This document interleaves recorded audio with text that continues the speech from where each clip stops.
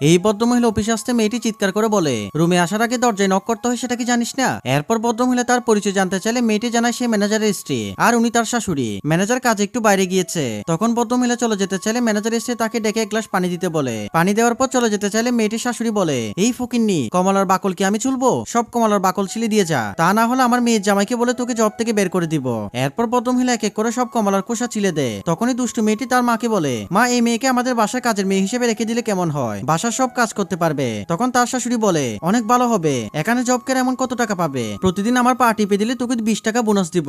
এই বলে মেয়েটিকে অপমান করতে থাকে। এরপর ভদ্রমহিলা বলে, মানুষের সম্পর্কে না জেনে মানুষকে ছোট করা ঠিক না। তখনই ম্যানেজার রুমে আসলে তার স্ত্রী ভদ্রমহিলা সম্পর্কে যা তা নালিশ করতে থাকে। আর এদিকে ম্যানেজারের চোখ মেয়েটির দিকে পড়লে সে চমকে ওঠে। এরপর বন্ধুরা কি হয় সেটি দেখার আগে তুমি যদি তোমার মাকে ভালোবেসে তাকে ভিডিওতে একটি লাইক দিয়ে চ্যানেলটি সাবস্ক্রাইব করো। এরপর ম্যানেজার তার স্ত্রীকে বলে, তোমরা জানো উনি কে? উনি আমাদের অফিসের এমডি। যেটা শুনে ম্যানেজারের মা ক্ষমা চাইলে